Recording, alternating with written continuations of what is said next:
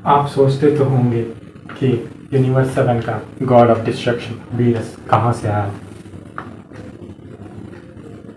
उनका रेस कहाँ से पैदा हुआ और वो कहाँ से आए, और सन गोकू से भी पहले कौन सा सेन था जो सेन गॉड बना। चलिए एक स्टोरी जानते हैं, ड्रैगन बॉल इन्फिनिटी।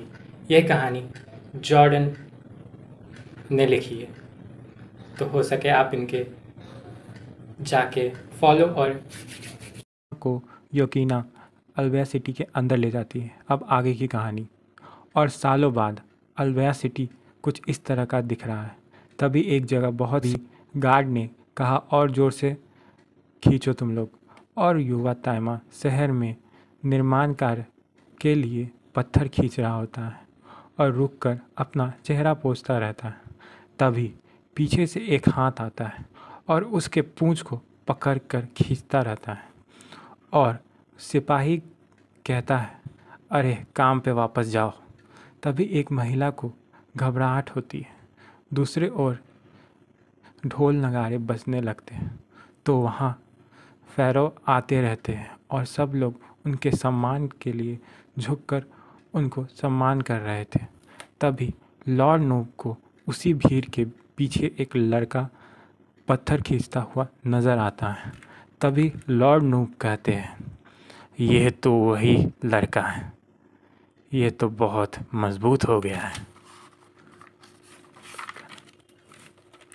और तभी वो अपने आसन से नीचे उतरते हैं, लोगों के बीच में जाकर कहते हैं, वार्षिक इस साल के 7 दिनों का अंधकार हम पर है।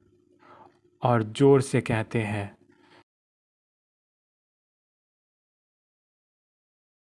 अल्वेया सिटी के लोगों, इस साल के 7 दिनों का अंधकार हम पर है और मुझे आने वाले अंधकार के दिनों में शहर को बिजली प्रदान करना है। देने के लिए जीवन धारा से पानी की आवश्यकता है। लोग बात करते रहते हैं और कहते हैं, नायरू प्लैनेट पर चंद्रमा वर्ष में केवल 7 दिनों के लिए बाहर रहता है और फिर उन 7 दिनों के भीतर अपने सभी चंद्र चक्रों से गुजरता है। और सभी बच्चे खड़े रहते हैं और एक गार्ड ताइमा को कहता है, तुम जाओगे इस तरह। युवा ताइमा को शहर के अन्य युवा योद्धाओं के साथ प्लैनेट के केंद्र में नील के एक में द्वीप पर जीवन जल प्राप्त करने के लिए चुना गया था। और यही मैप और रास्ता है उसे जल लाने के। यकीना कहती है, वहाँ गर्मी होगी, वहाँ बहुत आसानी से तुम्हें पानी नहीं मिलेगा और पानी के बिना तुम निश्चित रूप से निर्जलित होकर बेहोश हो जाओ। वैसे भी योकीना के पास ताइमा को देने के लिए पानी की बड़ी आपूर्ति नहीं थी। केवल 2 छोटे कलश और रोटी, एक छोटा सा टुकड़ा था। उसने उसे सूरज से बचने के लिए एक कवर या चादर और नील नदी तक जाने के लिए नक्शा दिया। यकीना कहती है, बच्चे अपना ध्यान रखना। और ताइमा जाते समय यकीना कहती है, बच्चे अपना ध्यान रखना। और ताइमा जाते समय अपनी माँ को बाय बाय बोल के चला जाता है। ताइमा उनके साथ यात्रा नहीं कर पाएगा, वह उनकी तरह का नहीं था। रेगिस्तान में जहाँ आधा दिन बीतते बीतते घंटे घंटे बीतने के 18 घंटे तक उसके पास पानी और भोजन नहीं था। रेगिस्तान में बहुत से लोग चलते चलते रहते, पर रेगिस्तान की गर्मी और हवा से वो सब धीरे धीरे चलते रहते थे।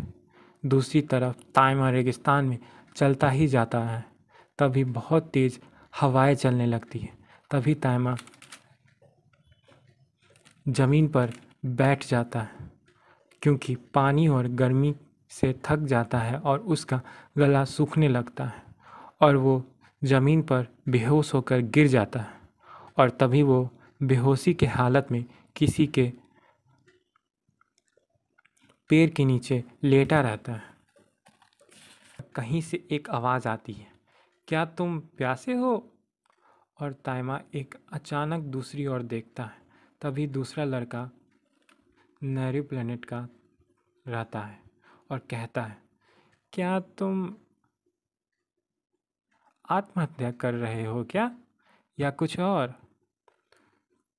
तुम बिना पानी या भोजन के यहाँ जीवित रहने की उम्मीद कैसे की हो? ताइमा कहता है, मेरे पास कुछ खाना और पानी का था, लेकिन मैं बहुत तेज़ी से भागा। मैं भाग्यशाली था कि मेरे पास कुछ भी था। मेरे साथ ठीक वैसा कुछ नहीं हुआ जैसा तुम जानते हो। लड़का कहता है, मैं समझता हूँ। मैं इस संबंधित नहीं कर सकता हूँ। मेरे पिताजी थॉट के साथ मछली व्यापार के लिए जिम्मेदार है और मैं हमेशा अतिरिक्त रहता हूँ। ही, मेरा नाम रूसो है। तुमसे मिलकर अच्छा लगा। रूसो कहता है, ओह मुझे माफ़ करो, ये लो मेरे पास कुछ मछलियाँ हैं। ताइमा कहता है, थैंक यू। रूसो कहता है, अरे धीरे धीरे खाओ, तुम तो मेरे से भी जल्दी खा रहे हो। मैंने तुम्हें यहाँ फिर से खिलाने वाला नहीं हूँ, तुम्हें ये पता है ना? ओह हाँ सॉरी, वैसे भी हम कहाँ हैं? फिर रूसो कहता है, यहाँ मेरे निजी स्नैक एरिया है, मैं यहाँ आराम करने आता हूँ। ताइमा कहता है, और तुम एक्स्ट्रा खाना छुपाते हो अपने खाने के लिए? रूसो गुस्सा होकर बोलता है, अरे यहाँ कौन किसको खिला रहा है? ताइमा थोड़ा सा हंसता है, ही। ताइमा पूछता है, तुम यहाँ रहते हो? रूसो कहता है, मैं घर जा रहा हूँ।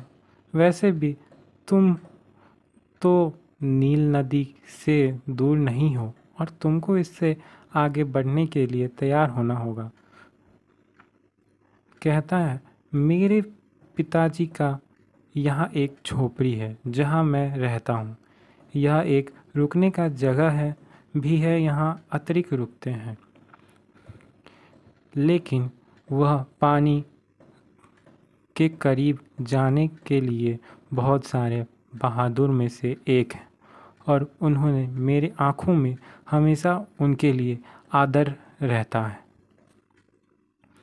ताइमा पूछता है, पानी के बारे में इतना बुरा क्या है?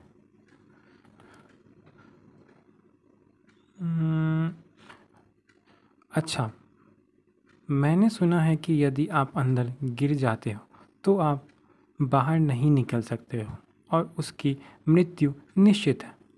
यहाँ तक कि फ़ैरो को भी पानी के लिए करीब जाने का मौका नहीं मिला है। ताइमा कहता है, ये तो पागलपन है। रूसो फिर बोलता है, तो वैसे मत गिरना, मैं यहाँ से जा रहा हूँ, गुड लक। ताइमा कहता है, थैंक यू और बाय बाय। रूसो भी बाय कहते हुए बोलता है और ताइमा आगे बढ़ता है और वो नदी किनारे पहुंच जाता है और वहाँ दो लोग लड़ते रहते हैं कि और कहते हैं, मैं पहले जाऊंगा नाव से। ताइमा उसने देखकर कुछ सोचता है।